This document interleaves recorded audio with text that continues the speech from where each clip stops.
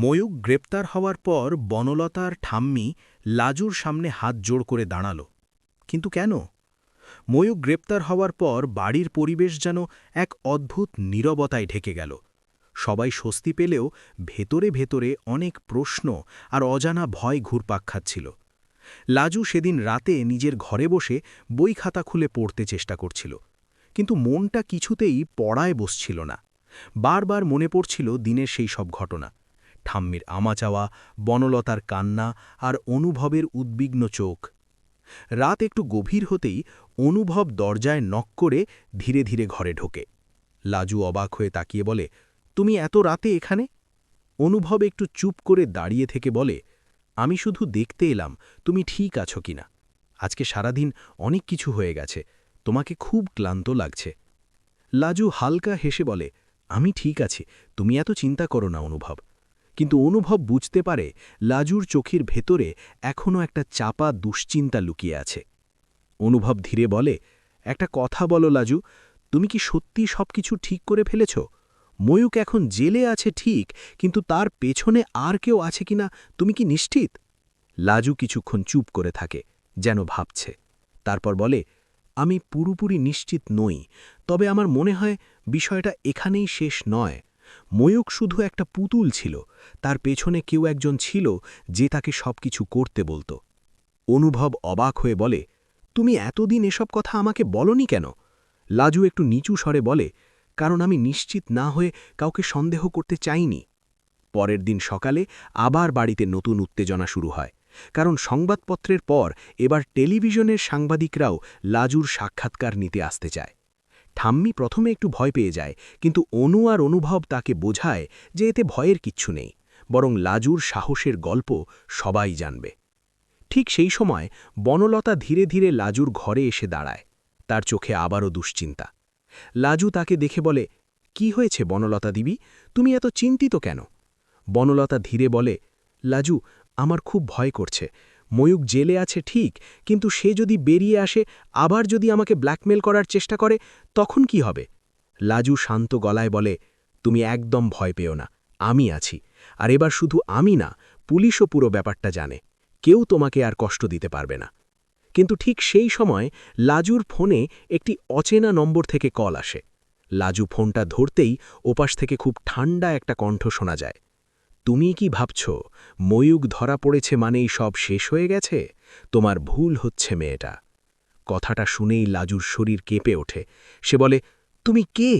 ওপাশের লোকটা হালকা হেসে বলে, আমি সেই মানুষ যার কথা তুমি এখনো বুঝতে পারোনি। ময়ূক শুধু আমার কাজ করছিল, এখন সে জেলে আছে, কিন্তু খেলা এখনো শেষ হয়নি। ফোনটা কেটে যায়। লাজু কিছুক্ষণ স্তব্ধ হয়ে দাঁড়িয়ে থাকে। বনলতা তার মুখের দিকে তাকিয়ে বলে, কি হয়েছে, কে ফোন করেছিল? লাজু কিছুক্ষণ চুপ করে থেকে বলে, মনে হচ্ছে বিপদ এখনও শেষ হয়নি। বনলতা ভয়ে কেঁপে ওঠে, আর ঠিক তখনই অনুভব ঘরে ঢুকে পড়ে। সে দুজনের মুখ দেখে বুঝতে পারে কিছু একটা হয়েছে। অনুভব বলে, কি হয়েছে লাজু, সব খুলে বলো। লাজু ধীরে ধীরে ফোনের কথাটা বলে দেয়। শুনে অনুভবের চোখে রাগ আর উদ্বেগ একসাথে জ্বলে ওঠে। সে বলে, তাহলে বিষয়টা সত্যিই বড় কিছু, আমরা এখনই অফিসার সুদর্শন স্যারকে জানাব। কিছুক্ষণ পরেই তারা সুদর্শন স্যারকে সব জানায়। অফিসার সুদর্শন সব শুনে গম্ভীর হয়ে যান। তিনি বলেন, আমি আগেই সন্দেহ করছিলাম, ময়ূক একা এত বড় ব্ল্যাকমেলের খেলাটা খেলতে পারবে না।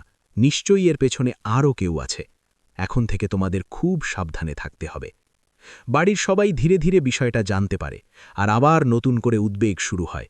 ঠাম্মি লাজুর হাত ধরে বলে, মা, তুই আবার বিপদের মধ্যে জড়িয়ে পড়িস না, আমরা তোকে হারাতে চাই না। লাজু শান্ত গলায় বলে, ঠাম্মি, আমি কাউকে বাঁচাতে গিয়ে যদি চুপ করে থাকি তাহলে অন্যায়টা আরও বাড়বে। আমি শুধু চাই সত্যিটা সামনে আসুক। সেই রাতেই অনুভব লাজুর পাশে দাঁড়িয়ে বলে, তুমি একা নও লাজু, এবার যা কিছু হবে আমরা একসাথে সামলাব, আর আমি প্রতিশ্রুতি দিচ্ছি তোমাকে কেউ আঘাত করতে পারবে না।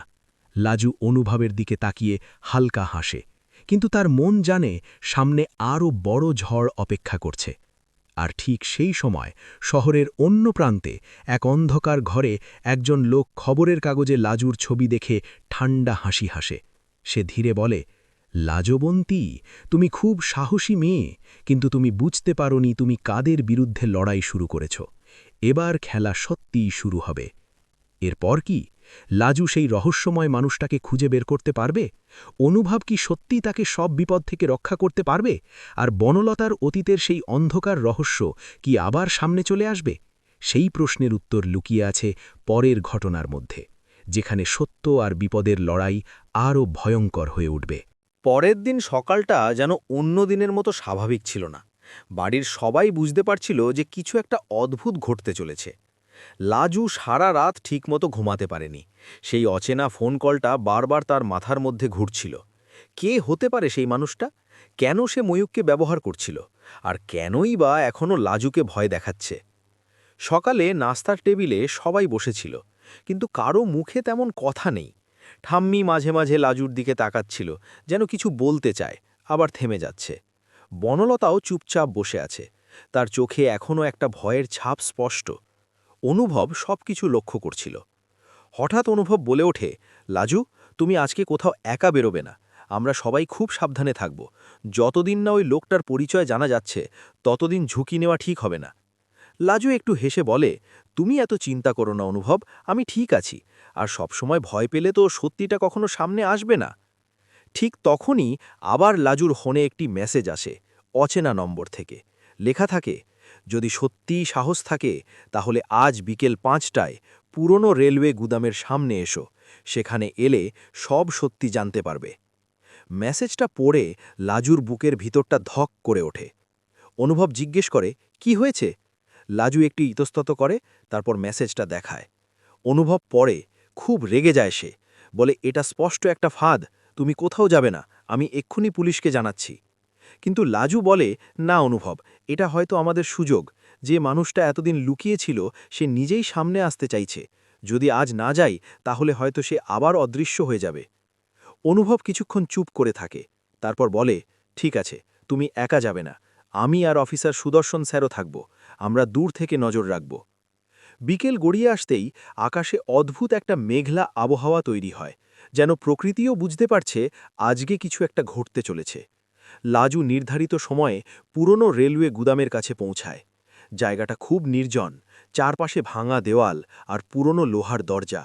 লাজু চারপাশে তাকিয়ে দেখে কোথাও কেউ নেই। ঠিক তখনই পেছন থেকে ধীরে ধীরে কারো পায়ের শব্দ শোনা যায়। লাজু ঘুরে দাঁড়ায়, আর সামনে যে মানুষটাকে দেখে তার চোখ বিস্ময়ে বড় হয়ে যায়। সেই মানুষটা আর কেউ নয়, বরং শহরের একজন খুব পরিচিত ব্যবসায়ী, রণদীপ সেন, যাকে সবাই সম্মান করে আর যাকে নিয়ে কখনো সন্দেহ করার মতো কিছুই ছিল না। রণদীপ হালকা হেসে বলে, অবশেষে তুমি এসেছো লাজবন্তী। আমি ভেবেছিলাম তুমি হয়তো ভয় পেয়ে আসবে না। লাজু অবাক হয়ে বলে, আপনি এখানে কেন? ময়ূকের সাথে আপনার কি সম্পর্ক?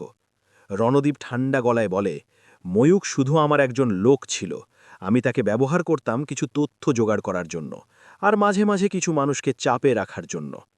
লাজু রাগে বলে, কিন্তু আপনি বনলতা দিদিকে কেন ব্ল্যাকমেল করছিলেন? রণদীপ একটু থেমে বলে, কারণ বনলতা এমন একটা জিনিস জানে যা আমার ব্যবসার জন্য খুব বিপজ্জনক হতে পারে। আমি তাকে শুধু চুপ থাকতে বলেছিলাম, কিন্তু সে ভয় পেয়ে পড়ে, আর তখনই ময়ূক তাকে চাপ দিতে শুরু করে। লাজু বলে, আপনি জানেন আপনার এই কাজের জন্য কত মানুষ কষ্ট পেয়েছে? রণদীপ হেসে বলে, এই পৃথিবীতে শক্তিশালী মানুষরাই টিকে থাকে, দুর্বলদের কথা কেউ মনে রাখে না। ঠিক তখনই হঠাৎ চারপাশে পুলিশের সাইরেন বেজে ওঠে। রণদীপ বুঝতে পারে সে ফাঁদে পড়েছে। সে পালানোর চেষ্টা করে, কিন্তু কয়েকজন পুলিশ তাকে ঘিরে ফেলে। আর ঠিক সেই সময় অনুভব দৌড়ে এসে লাজুর পাশে দাঁড়ায়। অফিসার সুদর্শন সামনে এসে বলে, মিস্টার রণদীপ, আপনার খেলা আজ শেষ। আপনি অনেক দিন ধরে আইনের চোখে ধুলো দিয়ে এসেছেন, কিন্তু আজ আর পারবেন না। রণদীপ শেষবারের মতো লাজুর দিকে তাকিয়ে বলে, তুমি ভাবছ সব শেষ হয়ে গেছে, কিন্তু এই পৃথিবীতে সত্যিটা কখনো এত সহজে যেতে না। তারপর পুলিশ তাকে নিয়ে চলে যায়। সব কিছু শেষ হওয়ার পর লাজু যেন হালকা নিঃশ্বাস ফেলে। অনুভব তার দিকে তাকিয়ে বলে, তুমি আবারও প্রমাণ করলে তুমি কতটা সাহসী। লাজু হালকা হাসে, কিন্তু তার চোখে জল চলে আসে। সে বলে, আমি শুধু চেয়েছিলাম অন্যায়টা থামুক। বাড়িতে ফিরে সবাই যখন খবরটা জানতে পারে, তখন আবার একবার আনন্দ আর স্বস্তির পরিবেশ তৈরি হয়। ঠাম্মি লাজুকে জড়িয়ে ধরে বলে, মা, তুই শুধু আমাদের বাড়ির মেয়ে না, তুই আমাদের গর্ব। বনলতাও চোখ ভেজা কণ্ঠে বলে, লাজু, যদি তুই না থাকতি তাহলে হয়তো আমার জীবনটা নষ্ট হয়ে যেত। লাজু শান্তভাবে বলে, পরিবার মানে শুধু রক্তের সম্পর্ক না, যারা একে অপরকে বিপদের সময় পাশে থাকে তারাই আসল পরিবার। অনুভব তখন চুপচাপ লাজুর দিকে তাকিয়ে থাকে। তার মনে হয় এই মেয়েটা শুধু সাহসী না, তার মনও অসাধারণ বড়। কিন্তু সেই রাতেই যখন সবাই ঘুমিয়ে পড়েছে, তখন শহরের জেলের এক অন্ধকার ঘরে ময়ূক বসেছিল, আর তার সামনে একজন অচেনা লোক দাঁড়িয়েছিল। লোকটা ধীরে বলে, রণদ্বীপ ধরা পড়েছে, কিন্তু আমাদের পরিকল্পনা এখানেই শেষ নয়। ময়ূক অবাক হয়ে বলে, তাহলে এখন কি হবে? লোকটা ঠান্ডা গলায় বলে, এবার নতুন খেলা শুরু হবে, আর এই খেলায় লাজবন্তীকে আমরা এত সহজে জিততে দেব না। এই কথা শুনে ময়ূকের মুখে ধীরে ধীরে এক রহস্যময় হাসি ফুটে ওঠে। আর গল্পের পরবর্তী অধ্যায়ে অপেক্ষা করছে আরও বড় রহস্য আর বিপদের নতুন অধ্যায়, যেখানে লাজুর সাহস আর বুদ্ধির আবারও পরীক্ষা হতে চলেছে। আপনারা বলুন, লাজু কি ঠিক কাজ করেছে? আপনারা হলে কি বনলতাকে ক্ষমা করতেন? কমেন্টে লিখুন, লাজু না বনলতা, কে বেশি সাহসী? এই গল্পের পরের পর্ব দেখতে চাইলে কমেন্টে লিখুন।